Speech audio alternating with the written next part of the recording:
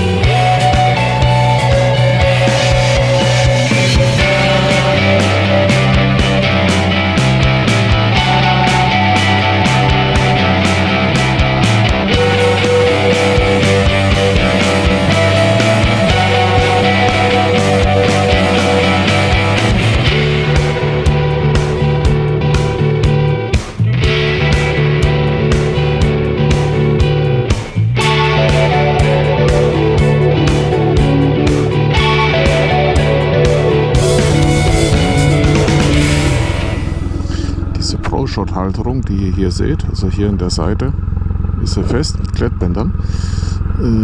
Mit der sitzt natürlich die Kamera jetzt genau vor der Lüftungsöffnung vom Helm. Bin ich mal gespannt, ob da überhaupt noch Luftzug reinkommt und wie es dann ist im Sommer, wenn es viel wärmer ist. Oder vielleicht doch wieder auf die Seitenhalterung auswechseln.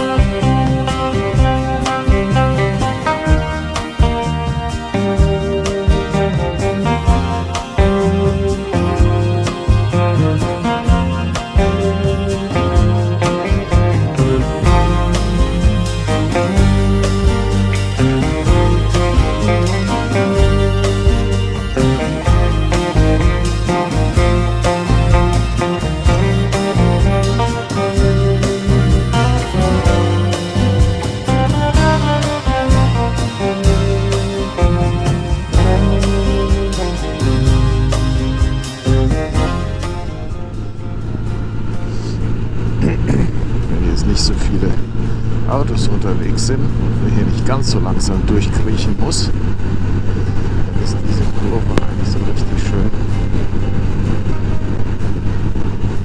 sich mal reinzulegen und so mal eine richtig schöne lange Kurve auszufahren. Aber so macht es keinen Spaß.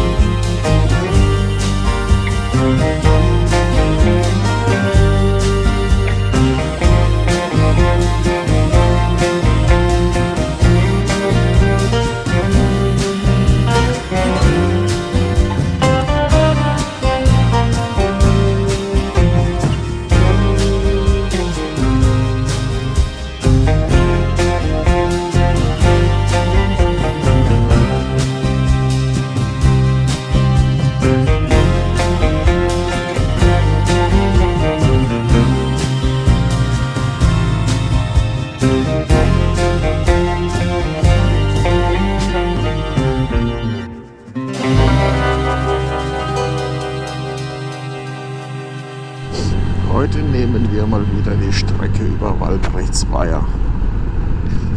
Die ist schön und für eine mehr oder weniger direkte Heimfahrt geeignet. Sprich nicht so ein Riesenumweg, aber eine richtig schöne Strecke.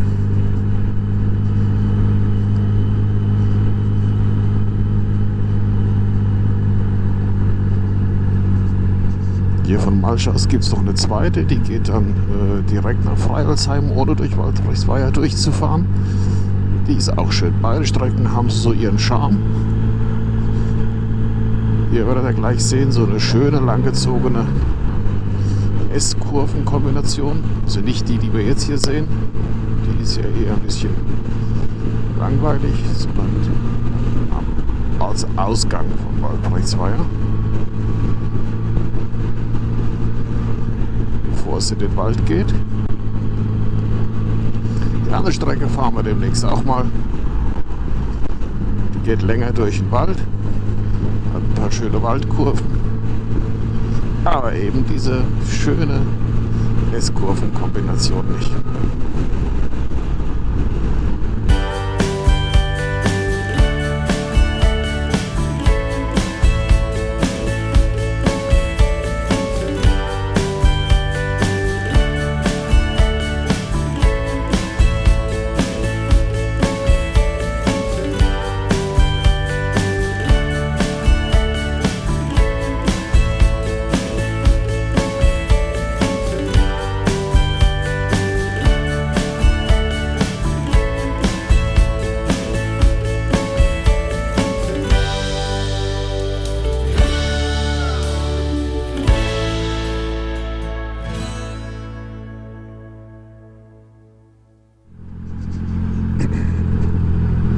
So, Ortsausgang, hier kommen wir jetzt gleich in diese schöne Kurvenkombi.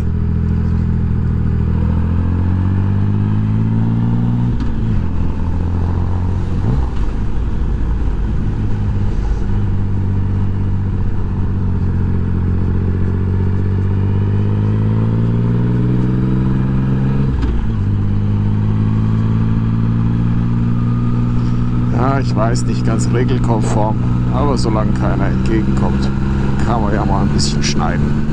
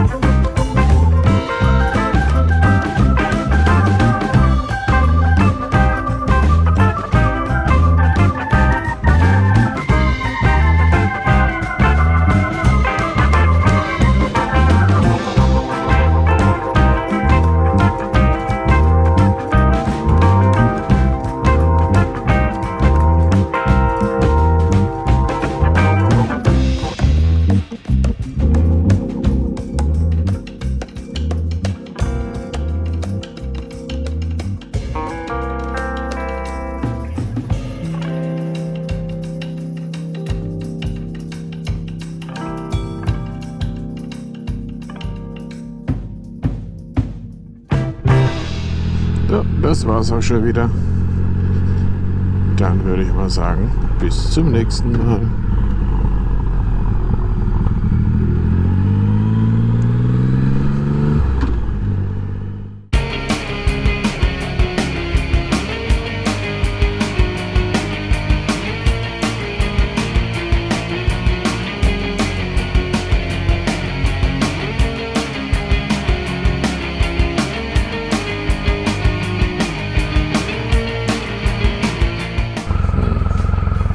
Da fehlt was.